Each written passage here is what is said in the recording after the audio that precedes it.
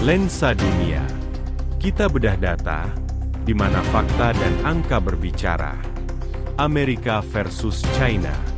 Siapa juara belanja? China sering disebut sebagai raja konsumen global. Tapi benarkah daya beli 1,4 miliar penduduknya mengalahkan Amerika yang hanya 330 juta? Ataukah ini sekadar mitos? Mari kita telusuri dengan data nyata, termasuk indeks unik, Big Mac. Kita akan bandingkan GDP, daya beli real, hingga dominasi sektor strategis. GDP versus GDP PPP. Di Indonesia, GDP atau Gross Domestic Product disebut juga sebagai PDB atau Produk Domestik Bruto.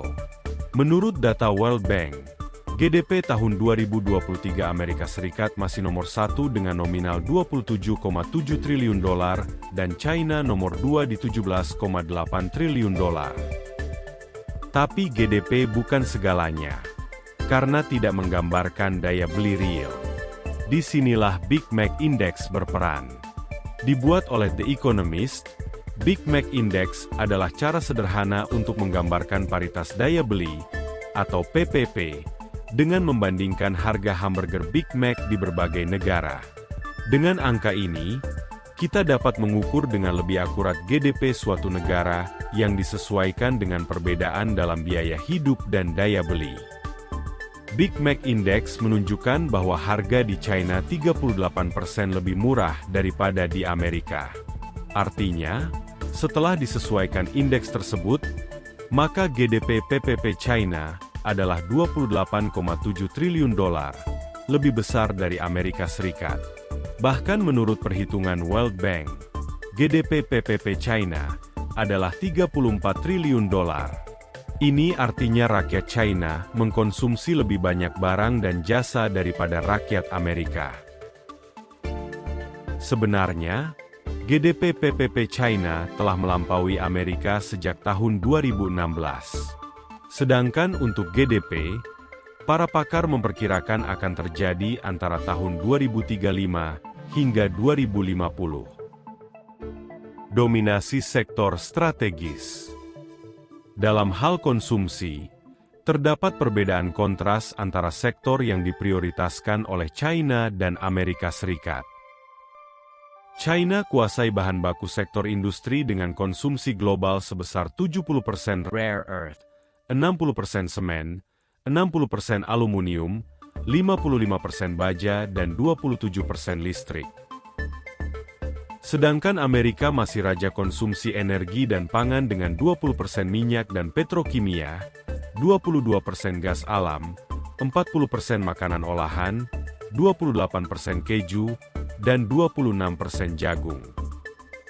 China juga berhasil menguasai 60% pasar mobil listrik global melalui Tesla dan puluhan merek lokalnya, termasuk BYD, Geely, Wuling, NIO, Xpeng, Chery, Li Auto, Xiaomi, Huawei, SAIC, MG, dan masih banyak lainnya. Bahkan pada 2023, BYD telah berhasil menggeser Tesla sebagai merek mobil listrik nomor 1 di dunia. Data dari Statista.com menunjukkan bahwa persentase penjualan mobil listrik terus meningkat secara signifikan setiap tahunnya sejak 2014.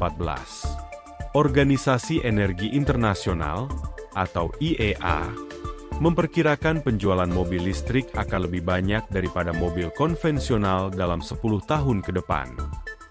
Di sektor e-commerce pada 2023, China punya 52% pasar global. Amerika di posisi kedua dengan 20% dan Indonesia hanya 1,7%. Pandemi menyebabkan pertumbuhan e-commerce sebesar 50% hanya dalam waktu 3 tahun dari 4,2 triliun dolar Amerika menjadi 6,5 triliun dolar Amerika.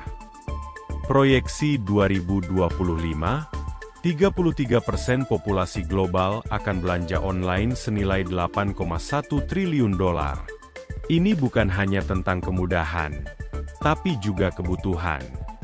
53% warga Amerika Serikat berbelanja di sosial media setidaknya seminggu sekali. Dan di Asia, 75% transaksi e-commerce dilakukan via ponsel. Tren AI di social commerce, seperti TikTok Shop dan Instagram, juga mengubah kebiasaan konsumen dengan fitur personalisasi dan rekomendasi produk.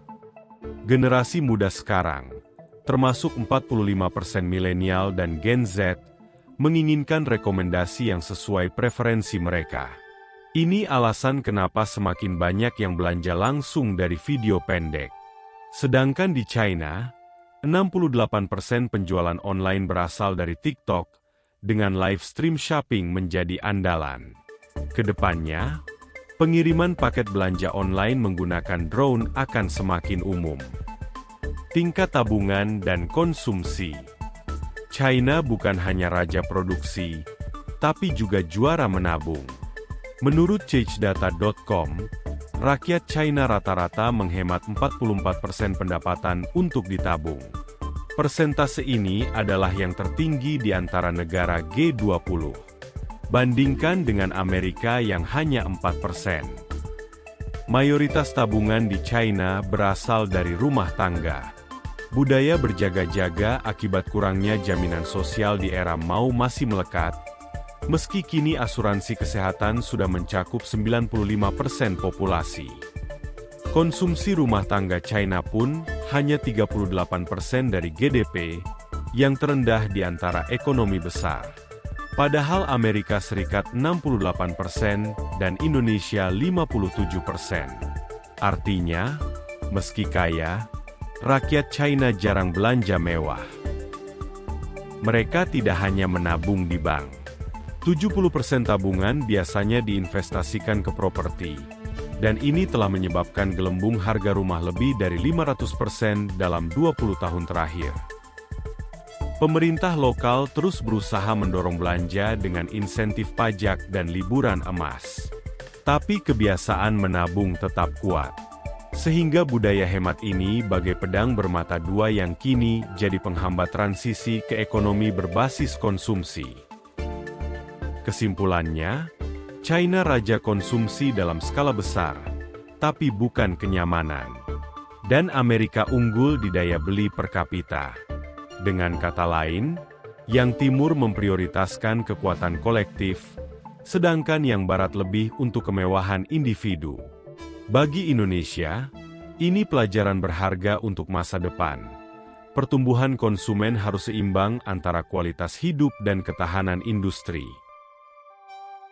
Pertanyaan atau request topik? Silahkan share, like, komen dan subscribe.